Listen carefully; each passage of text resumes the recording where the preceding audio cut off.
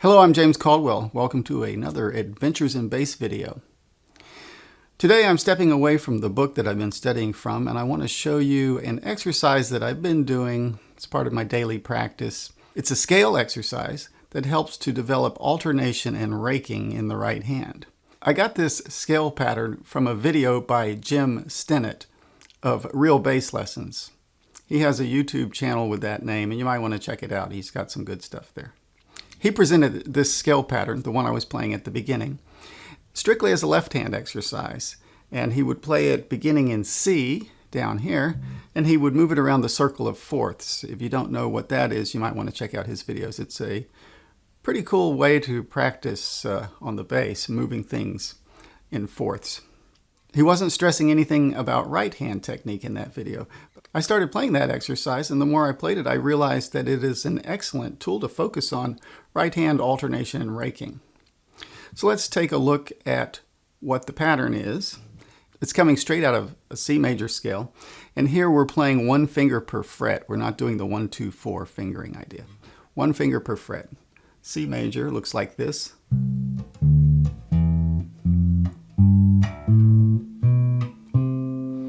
And at the end of it, we're actually going to come up to the note above that. It's a D to end it.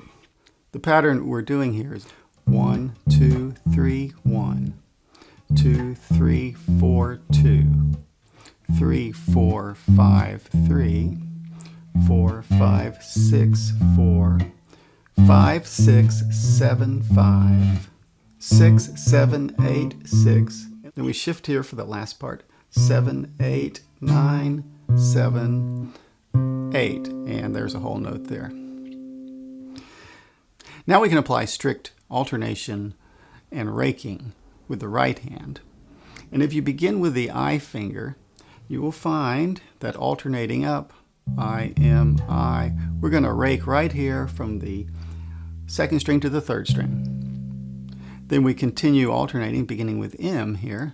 M, I, M, and then we rake with M. The third measure is all on the second string, so there's no raking there. Fourth measure, we're raking with I from the first string to the second string at the end of that.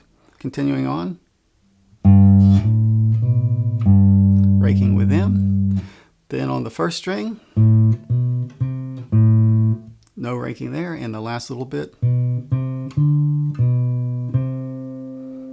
no raking there. And if you played it correctly, you should end on the I finger at the very end, which means if you repeat it, you can start with M. M, I, M, M, I, M, I, I, M, I, M, I, M, I, M, M, I, M, I, M, I, M, I, shift, M, I, M, I, M. And that time we started with the M finger and we ended on M, which means the next time through you can go back to I. The reason I like this is because of the way the raking works out. If you start with the I finger, your first rake will be with I, and the next one will be with M. And as we move up, you have another I there, and an M rake there. So if you start with I, the raking will be I, then M, I, then M. If you start with M, your raking will be M, then I, and M, then I. Now, instead of just repeating it over and over in C, we could do a couple of things. We could advance up the fretboard chromatically, like from C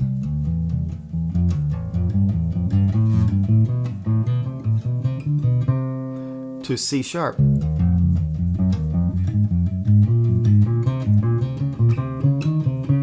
To D.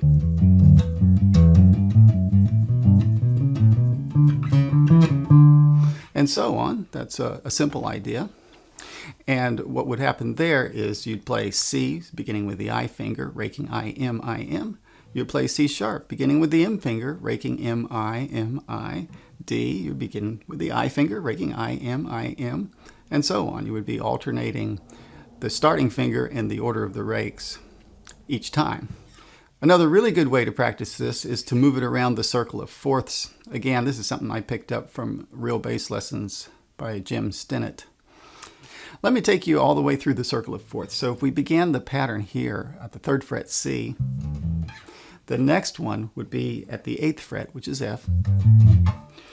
After that, we'd go up to the 13th fret, which is B flat, down to the 6th fret, which is E flat, up to the 11th fret, which is A flat, down to the 4th fret, which is D flat, up to the 9th fret, which is F sharp. From here we could go down 7 frets to the 2nd fret for B, or we could go up 5 to the 14th fret, which is probably going to be easier. From the 14th fret B, we descend 7 to the 7th fret, which is E, up 5 to the 12th fret, which is A, down 7 frets to the 5th fret, which is D, up to the 10th fret, which is G, down 7 frets to C, which is where we began. So it takes you through every key all the way back to C where you started from. You could start on any fret, and if you go up 5 for the next pattern or down 7, you will eventually get back to the fret you started on. I find this to be an excellent exercise for both left-hand fingerings and right-hand alternation and raking.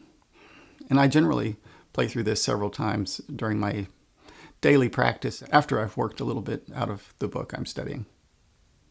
Thanks for joining me today for this Adventures in Bass episode, and come back soon for the next one as the adventure continues. In the meantime, check out Jim Stinnett and his Real Bass Lessons channel. Lots of good stuff there. Thanks for watching. I've been James Caldwell.